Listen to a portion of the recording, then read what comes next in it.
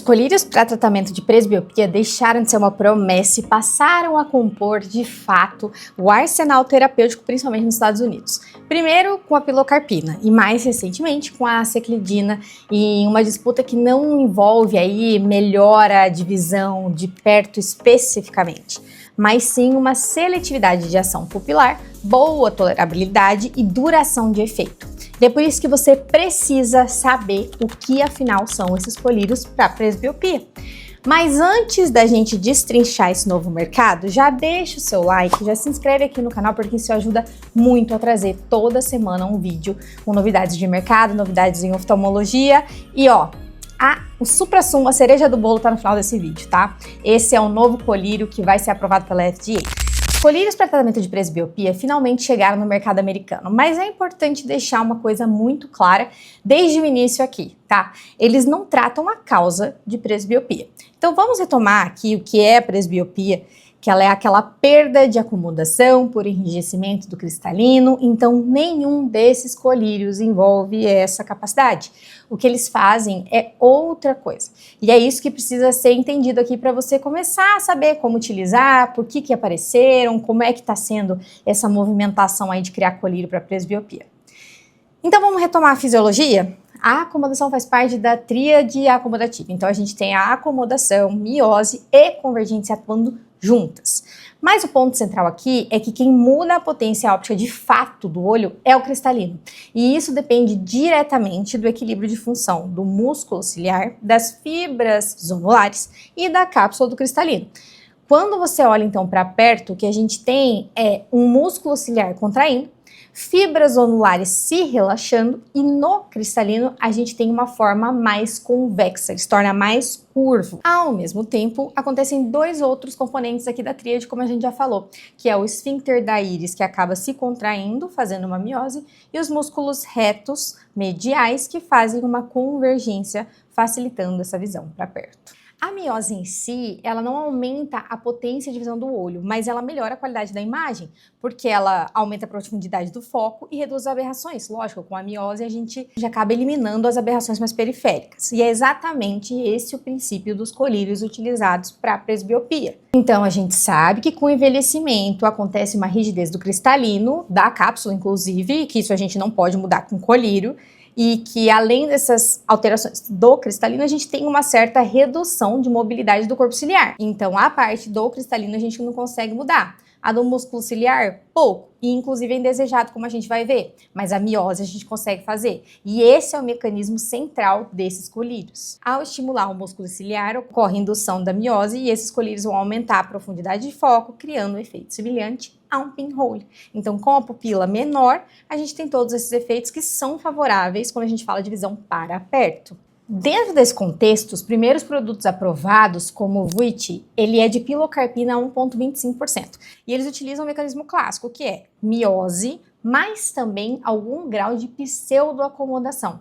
Então aí você gera um grande problema, que são os efeitos adversos. Então vem com custo clínico. A contração do músculo ciliar pode levar a espasmo, a cefaleia, até um shift transitório miópico. E isso acontece em 5 a 10% dos pacientes. Além disso, a própria miose gera uma limitação inevitável, que é a perda da visão em ambientes com baixa luminosidade. Então isso é um efeito adverso ocasional, que é uma consequência direta do mecanismo de ação dessas drogas. Esse primeiro colírio ele foi aprovado em 2021, mas ele não recebeu tanta atenção como o VIS, que você já deve ter visto aí nos congressos. E você vai entender exatamente por quê. A evolução seguinte não foi exatamente uma grande mudança, não foi uma nova molécula, mas sim uma adaptação. Então veio a pilocarpina 0,4%, que é o Qiose, e ele mantém praticamente o mesmo princípio. Ele tenta melhorar um pouco a formulação, tirando o conservante, reduzindo um pouco os efeitos colaterais, mas na prática ele não muda a lógica fisiológica do tratamento. Então continua sendo pilocarpina, com os mesmos efeitos limitantes,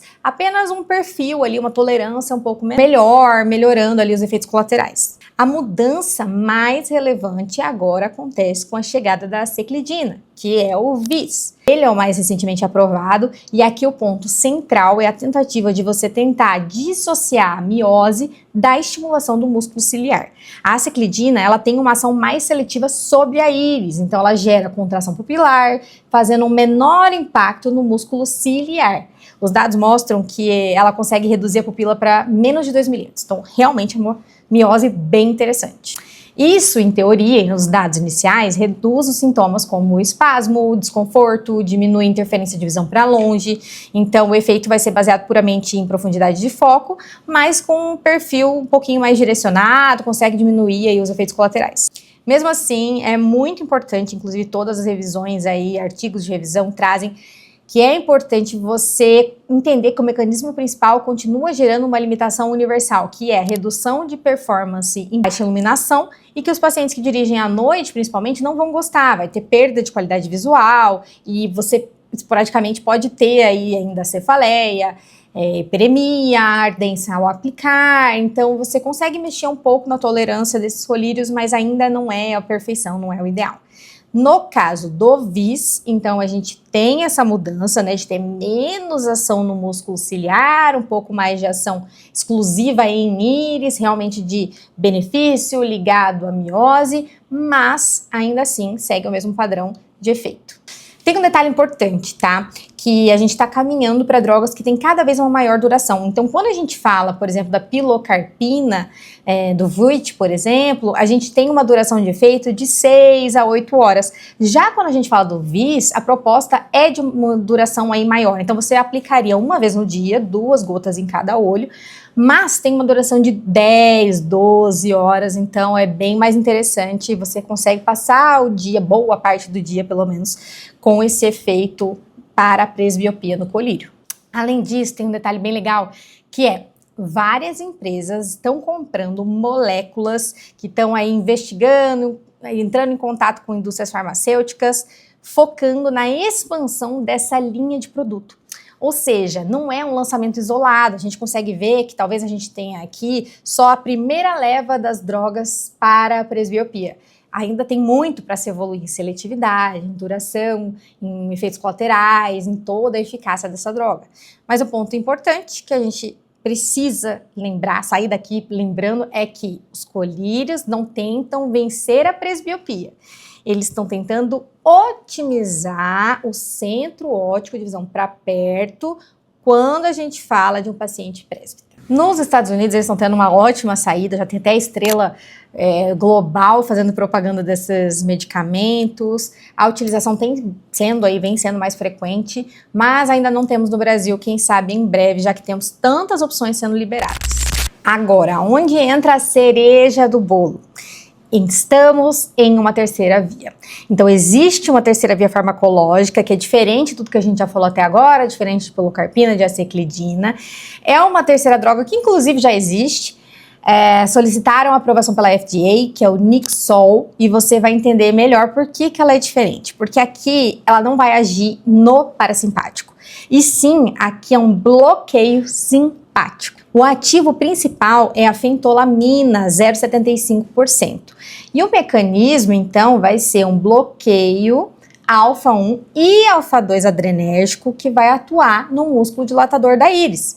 Ou seja, você vai bloquear o sistema simpático e o resultado vai ser redução da ação do músculo dilatador, a pupila vai reduzir o seu tamanho, sem nenhuma interferência em músculo ciliar, sem pensar nos efeitos colaterais relacionados a ele. Agora, uma observação, é o mesmo mecanismo de colírio já aprovado em 2023, que só leva outro nome, mas é uma versão desse mesmo princípio ativo da fentolamina para aplicação para reverter midríase medicamentosa. Então, eles só entraram com pedido de liberação para presbiopia. Esse colírio, então, ele gera um caminho totalmente diferente dos outros que a gente já falou. Então, pilocarpina vai ativar o parasimpático. Quando a gente fala de aceclidina, também ativa o parasimpático, um pouquinho mais seletivo.